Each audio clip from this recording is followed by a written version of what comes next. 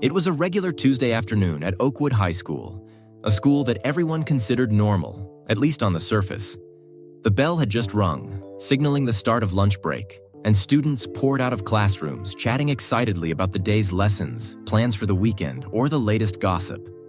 Emma, a 16-year-old junior, was finishing up a quiz when the bell rang. She wasn't exactly in the mood for socializing. Her mind had been preoccupied with something unusual that had happened earlier in the day. A strange encounter in the girls' bathroom. After a long morning of classes, Emma needed a break. She went to the bathroom to refresh herself before heading to lunch. When she walked inside, the only other person there was the principal, Mr. Morgan, who had a reputation for being strict and unapproachable. Emma was surprised to see him, as the principal never visited the student bathrooms. She stood in the stall for a few moments, making sure he was gone, but then she heard voices. She could barely make out what they were saying, but it was enough to make her freeze. "Is she in position?" a woman's voice asked, followed by a low, unsettling voice that Emma immediately recognized as Principal Morgan's. "Everything is set. We just need to make sure she stays quiet." Emma's heart raced. The conversation was too hushed, but the words didn't sit well with her. She strained to listen, her breathing heavy as she tried to make sense of it all. She didn't know who they were talking about, but the more she listened, the more she felt something wasn't right. And then, before she could hear more, the door to the bathroom creaked open, and she saw Principal Morgan step out of the stall with a folder in his hand. The way he glanced around made her feel like she was an intruder in a secret meeting. Without thinking, Emma quickly stepped out of the stall, trying to avoid being seen. As she quietly made her way toward the door, the principal turned around. "You're still here?" he asked, his voice colder than usual. "I hope you're not eavesdropping, Emma." Caught off guard, Emma blurted out, I wasn't. I was just washing my hands." Principal Morgan narrowed his eyes but didn't say anything else. Instead, he walked toward the exit, leaving the bathroom without another word. Emma stayed frozen, trying to process what had just happened. Who was the principal working with? And what was he planning? Her mind raced. Something wasn't adding up. After a few seconds of hesitation, she made a quick decision. She needed someone she could trust. The janitor, Mr. Harris. She had known Mr. Harris for years. He was a quiet man, always in the background, fixing broken doors and cleaning up messes. But Emma had always found him kind. He treated the students with respect, and they appreciated him for that.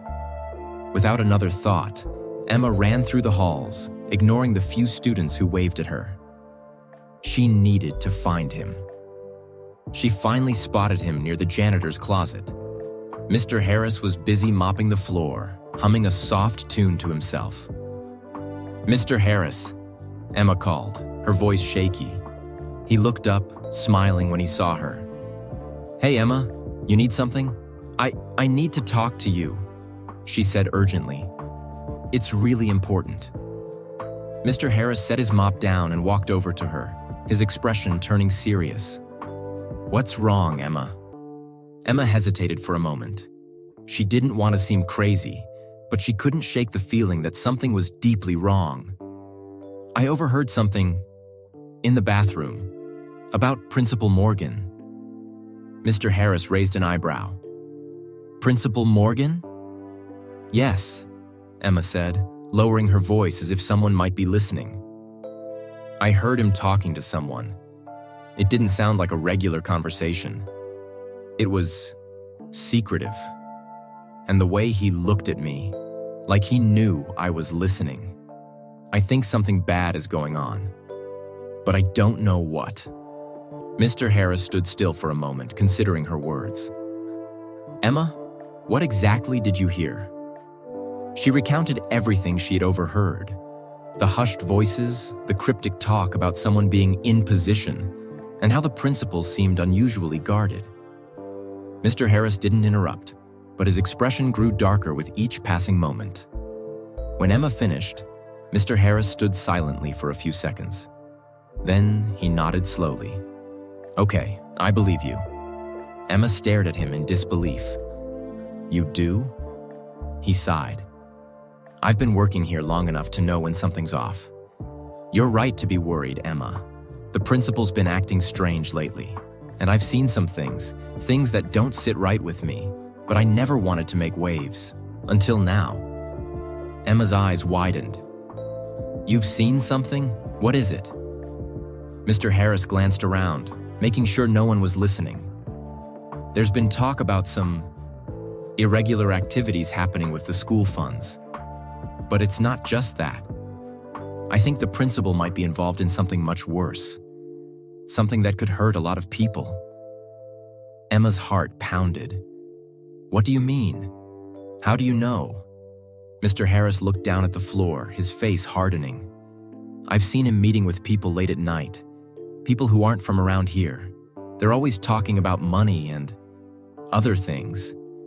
I didn't want to believe it, but now I think it's true." Emma swallowed hard. "So, what do?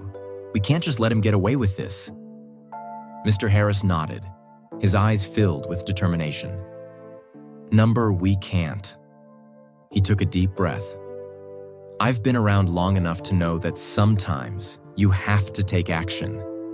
I'm going to find out what's really going on. But you have to promise me something, Emma. You can't tell anyone else about this. Not yet. If we're going to take this to the authorities, we need to have proof." Emma nodded. "I promise." The next few days were tense. Mr. Harris worked quietly, gathering information in his spare time. Emma continued to keep her head down, trying to go about her schoolwork while the weight of the situation pressed heavily on her. Every time she passed Principal Morgan in the halls, she couldn't help but feel a knot in her stomach. Finally, Mr. Harris came to Emma with news. "I've got it," he said, holding up a small folder. "I found the evidence we need." He had managed to obtain copies of financial records and other documents that linked Principal Morgan to shady dealings, mismanagement of school funds, illegal kickbacks, and even exploiting students for personal gain. The depth of the principal's corruption was staggering. That afternoon, Emma and Mr. Harris made their way to the school district office. They knew they couldn't handle this on their own anymore. When they arrived, Mr. Harris handed over the documents to the school board members. As they read through the files, their faces grew pale. Principal Morgan was called in to face the allegations. He denied everything, but the evidence was overwhelming. Within hours, he was placed on administrative leave, and an investigation was launched. Word spread quickly. The students, who had once feared Principal Morgan, were relieved to learn the truth. Teachers expressed their gratitude for Emma and Mr. Harris's bravery. The school was shaken, but it was also on the path to healing. Emma found herself respected in ways she had never imagined. She had exposed the truth, and with Mr. Harris's help, she had saved the school from corruption. As for Mr. Harris, he became a quiet hero in the eyes of the students. No longer just the janitor, he was now a symbol of integrity and courage. And for Emma, it was a lesson she would never forget. When you stand up for what's right, even in the face of fear, you can make a difference.